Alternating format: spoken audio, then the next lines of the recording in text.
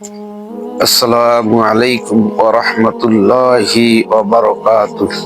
আলহামদুলিল্লাহি ওয়াহদা ওয়াসসালাতু ওয়াসসালামু আলা মান লা নাবিয়্যা বা'দা। আম্মা বা'দ ফাআউযু বিল্লাহি মিনাশ শাইতানির রাজীম। বিসমিল্লাহির রাহমানির রাহিম। قل إن الموت الذي تفرون منه فإنه ملاقيكم وقال رسول الله صلى الله عليه وسلم اغتنم خمسا قبل خمس شبابك قبل حرمك صحتك قبل سقمك غناك قبل فقرك فراغك قبل شغلك وحياتك قبل موتك أو كما قال عليه الصلاة والسلام।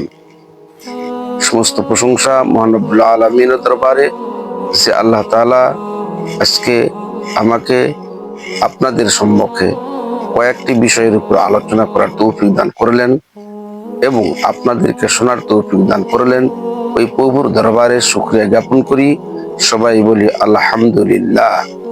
আজকে আমি আপনাদেরকে 5টি বিষয়ের কথা বলবো, যে 5টি বিষয়কে যদি আমরা গুরুত্ব দেই, 5টি বিষয়ে আসার আগেই 5টি বিষয়কে যদি আমরা গনিমত মনে করতে পারি রাসূল পাক সাল্লাল্লাহু আলাইহি ওয়াসাল্লামের হাদিস অনুযায়ী, তাহলে অবশ্যই আমাদের জীবনের পরিবর্তন হবে।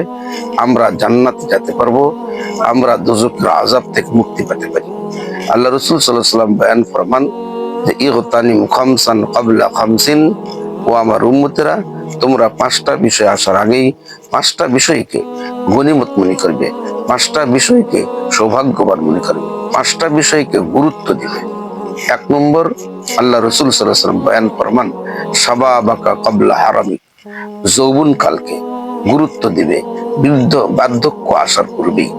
অর্থাৎ বৃদ্ধকাল আসার আগেই, যখন আমি যৌবন, আমার বয়স, যুবক অবস্থায় আছি, যখন আমার শক্তি সমর্থন ঠিক আছে, এই সময় ইবাদত বন্দেগী বেশি বেশি করিয়া আখিরাতের কামাই রোজগার, আখিরাতের ফসল, আখিরাতের প্রাপ্তির জন্য আমাদেরকে যৌবনকাল বেশি বেশি ইবাদত বন্দেগী করিয়া আখিরাতের জন্য প্রস্তুত হতে হবে।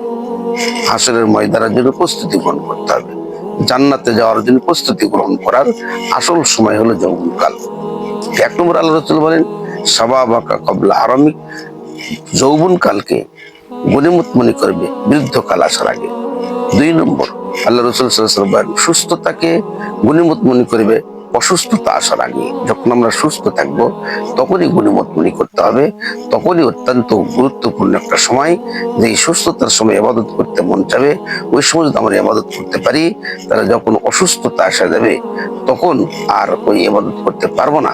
যদি আমরা সুস্থতার সময়কে গনিমত মনে করিয়া আমরা বেশি বেশি ইবাদত বন্দেগী করতে পারি, তাহলে অসুস্থতা যখন এসে যাবে তখন আর আফসোস করতে হবে না, যদি আমার শরীর সুস্থ থাকতো আমি ইবাদত করতাম, ইবাদত করতাম, এরকম বলার আর সুযোগ থাকবে না। এই জন্য আমরা সুস্থতাকে গনিমত মনে করব অসুস্থতা আসার আগে। 3 নম্বর, আমরা ধনাঢ্যতাকে দরিদ্রতা আসার পূর্বে, সচ্ছলতাকে অসচ্ছলতা আসার পূর্বেই গনিমত মনে করব। অর্থাৎ আমি যখন সচ্ছল অবস্থায় আছি, আমার হাতে টাকা পয়সা আছে, হজ করার মতো টাকা আছে, আমি হজ করব, দান করার মতো টাকা আছে, আমি দান খয়রাত করব, যাকাত দেওয়ার মতো পয়সা আছে, আমি যাকাত প্রদান করব। যখন টাকা আছে সেই সময় আমি কি করব, আল্লাহর রাস্তায় ব্যয় করিয়া আমি পুণ্য আখিরাতের কামাই অর্জন করার জন্য চেষ্টা করব। এই জন্য সুস্থতা অর্থাৎ সচ্ছল অবস্থাকে অসচ্ছলতা আসার আগেই গনিমত মনে করতে হবে। এরকম ভাবে আল্লাহ রাসূল সাল্লাল্লাহু আলাইহি ওয়াসাল্লাম 4 নম্বর বয়ান ফরমান অবসর সময়কে ব্যস্ততার সময় আসার পূর্বেই গনিমত মনে করো। যখন অবসর আছো সেই সময় ইবাদত বন্দেগী বেশি বেশি করো। এমন সময় আসবে ইবাদত বন্দেগী করতে মন চাবে, সেই সময় ব্যস্ততার কারণে ইবাদত বন্দেগী করতে আর মন চাবে না। 5 নম্বর, আল্লাহ রাসূল সাল্লাল্লাহু আলাইহি ওয়াসাল্লাম বয়ান ফরমান যে হায়াতাকা ক্বাবলা মাউতিক, যৌবনকালকে অর্থাৎ হায়াতকে গনিমত মনে করবে মৃত্যু আসার পূর্বেই। মানুষ যখন মারা যাবে সমস্ত আমল বন্ধ হয়ে যাবে, তখন আর কোনো আমল কাজে আসবে না।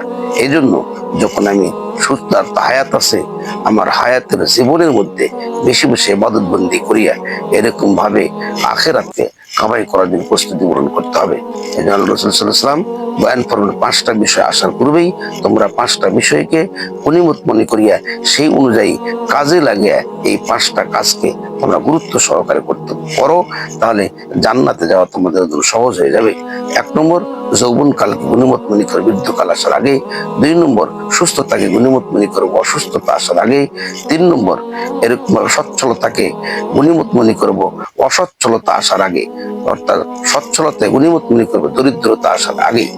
এরকম ভাবে 4 নম্বর, আমরা গনিমত মনে করবো অবসর সময়কে ব্যস্ততার সময় আসার পূর্বেই।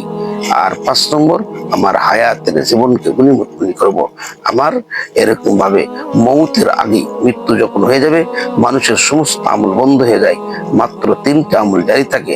1 নম্বর, সদকায়ে জারিয়া, জনহিতকর কাজ, কল্যাণমূলক কাজ আমরা যদি করে যেতে পারি হায়াতের জীবনে, আমি কবর সে সব পাতেই থাকবো।